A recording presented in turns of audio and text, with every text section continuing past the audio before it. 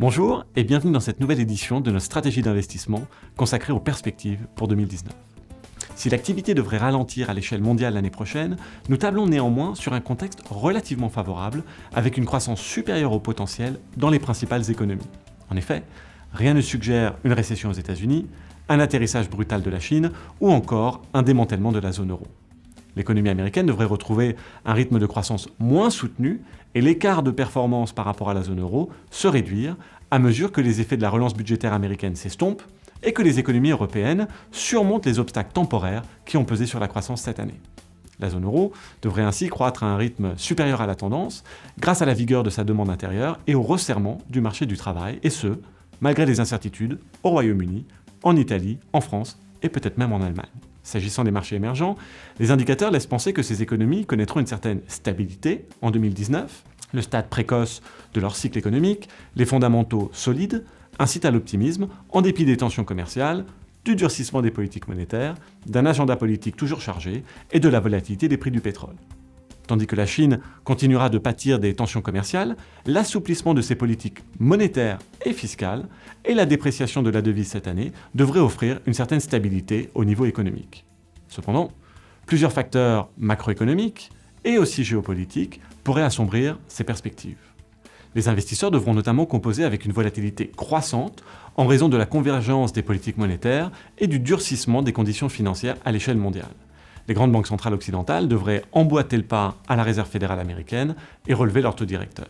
De plus, le différend commercial entre les États-Unis et la Chine et son impact sur la confiance des milieux des affaires continueront de peser sur les économies. Cet environnement exige donc un équilibre prudent entre risque et rendement. Écoutons maintenant Stéphane nous expliquer ce que cela signifie en matière de positionnement de portefeuille. Nous abordons 2019 avec prudence, voire même beaucoup de prudence, mais restons néanmoins optimistes. Il y a deux raisons à cela. Les actifs sont meilleurs marchés depuis leur ajustement à des taux plus élevés et les fondamentaux restent solides, comme Samy vient de nous l'exposer.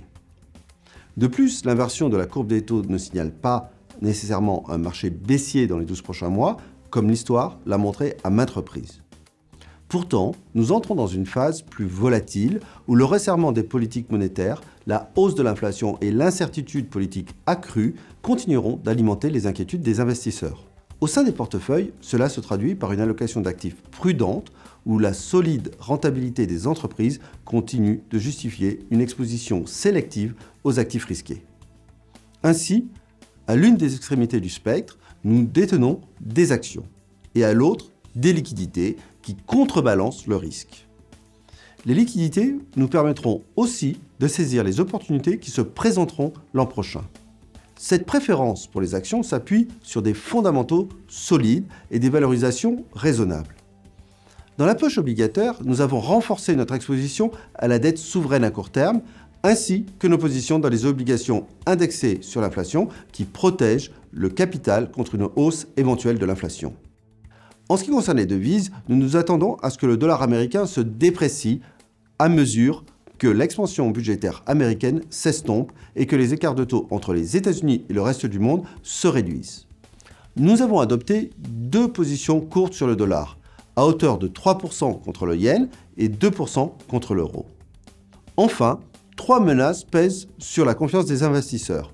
Premièrement, une surchauffe de l'économie américaine qui obligerait la Réserve fédérale à accélérer le rythme de son resserrement monétaire.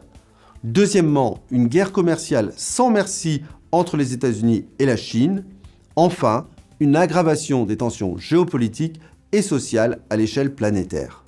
La future approche de la Fed en matière de relèvement des taux demeure une inconnue importante. Poursuivra-t-elle le resserrement monétaire avec 3 hausses de taux comme le prévoit notre scénario central ? Ou fera-t-elle une pause afin d'évaluer l'impact de sa politique sur l'économie et la probabilité d'une récession ? Tout changement de direction aura un impact significatif sur les marchés. La discipline en matière de décision tactique reste cruciale, car la maturité du cycle engendrera certainement de nouveaux défis en 2019.